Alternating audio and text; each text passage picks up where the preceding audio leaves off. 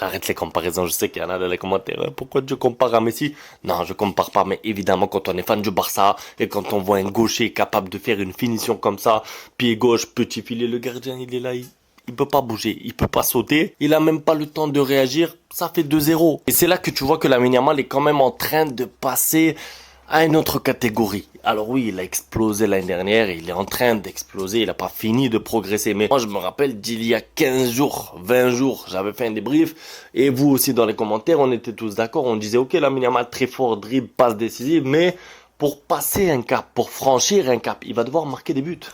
On disait ça, c'était il y a 15 jours, et là, il plante un doublé, il se crée des occasions, il est efficace. Je veux dire, c'est pas comme s'il avait mis un doublé avec des petits buts pas beaux et des buts à la Ronaldo, des pénaltys.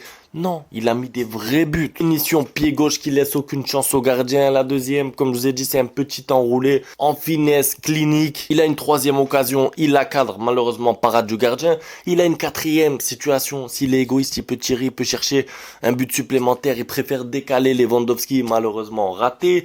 Je veux dire, le match de Lamine Yamal, encore, on se rend pas compte parce qu'on s'habitue.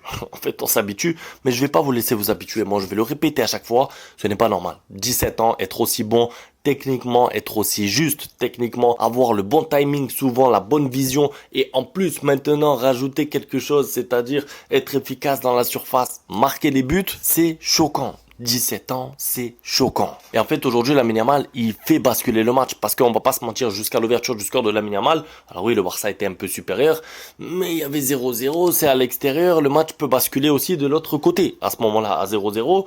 Donc, être un joueur capable de marquer la différence comme ça, déjà à 17 ans, c'est juste pas normal. Donc ça, c'est pour Lamine Yamal. Après, bien sûr, collectivement, il y a quelque chose que j'ai beaucoup aimé dans ce Barça, c'est le côté réaction après la mi-temps. Pourquoi? Parce que le Barça mène 2-0. On se dit, le match est plié. On va pas se mentir, vous et moi, on a dit le match est plié. Sauf que, juste avant la mi-temps, penalty sifflé pour Girona. Alors, le penalty est ensuite annulé, mais on se dit, si Girona marque le 2-1 et qu'ils vont au vestiaire mi-temps 2-1, il y a match. C'est-à-dire que le match n'est pas plié finalement. Et le Barça était en train, j'ai envie de dire, de souffrir, de se relâcher.